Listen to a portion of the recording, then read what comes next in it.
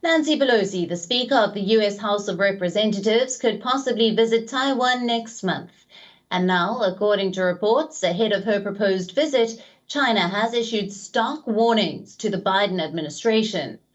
According to a report published in the Financial Times, officials familiar with Chinese warnings say these threats seem stronger than the past instances when China was unhappy with US policies over Taiwan. While China has not explicitly mentioned the potential responses from its side, reports suggest that the Chinese military could try to block Pelosi from landing in Taiwan or use fighter jets to intercept her aircraft, according to this report. Although on earlier occasion, China has publicly threatened strong measures if Pelosi proceeded with the planned visit. But this is the first time that China has issued stark private warnings to the United States. Meanwhile, U.S. National Security Advisor Jake Sullivan and other senior security officials are opposing the trip because of the looming threat from China.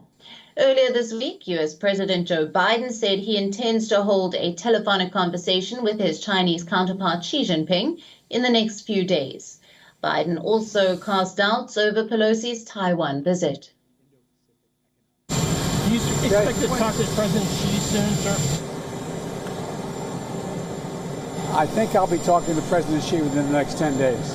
Mr. President, do you think it's a good idea for Speaker Pelosi to travel to Taiwan this summer? Well, I think that the military thinks it's not a good idea right now, but I don't know what the status of it is. Earlier in May, Biden said that the U.S. would intervene militarily if required to defend Taiwan from Chinese attack. Pelosi's trip to Taiwan, if it goes ahead, will be an attempt to show U.S. support for the region amid increasing Chinese pressure. It would also come amid the Russian invasion of Ukraine, which has elevated fears about similar actions on Taiwan by China.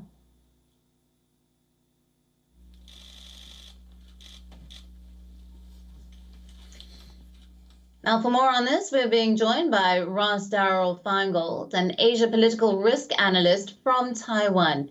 Thank you for being with us. Now, how do you perceive this threat, given the fact that this is the first time that China has issued such stark private warnings to the United States over Pelosi's proposed visit? The difference might be in the wording, but whether or not the actual nature of the response, should Pelosi visit Taiwan, is different remains to be seen. The usual tools that, for lack of a better description, that China would use would include military exercises. So it's possible that they could undertake military exercises simultaneous to her visit, during or after her visit, and do it with a larger number of assets involved, whether that's at sea or in the air. There are also economic tools, such as restricting or banning certain Taiwan exports to China, which is something that China has done several times in the past couple of years anyway. And it's very similar to the trade response from China that it uses with Australia. There's also the possibility of persuading countries that have diplomatic relations with Taiwan to break off those relations. So China has a number of tools it can use. Whether it would do something beyond what we've seen in the past, again, that remains to be seen. And obviously, China is not tipping its hand as to exactly what it would do should Pelosi's visit proceed.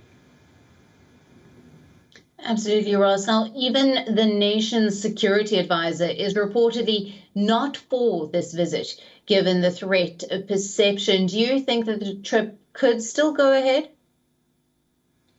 It's certainly possible it still might go ahead. I don't think that Speaker Pelosi, in her capacity as the Speaker of the House, wants to be seen as having ceded this decision-making authority to the executive branch. So there's an important principle involved there as well. And also, because her original scheduled trip to Taiwan in April was canceled when she had a COVID diagnosis, if she backs down in the face of Chinese threats, then she knows that the criticism from Republicans in the House, as well as in the Senate, is going to be enormous.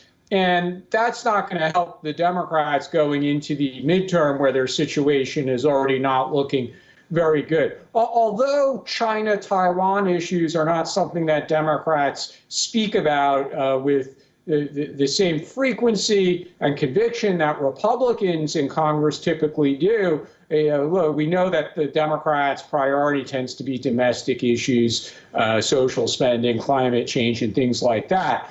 But again, they don't want to be seen as being overly soft or giving into a Chinese threat. So she has to balance that with what is obviously now a desire by foreign policy officials in the Biden White House that she not make the trip.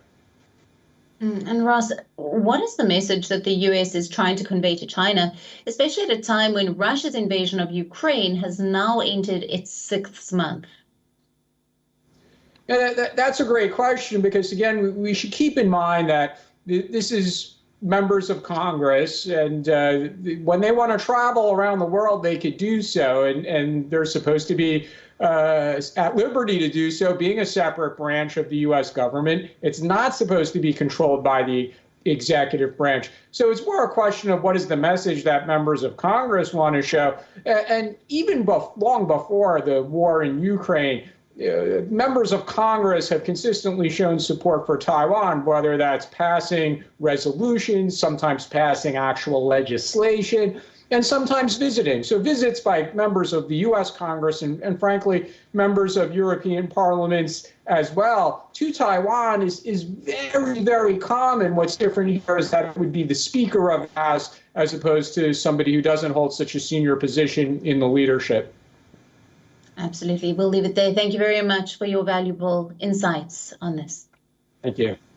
WION, now available in your country. Download the app now. Get all the news on the move.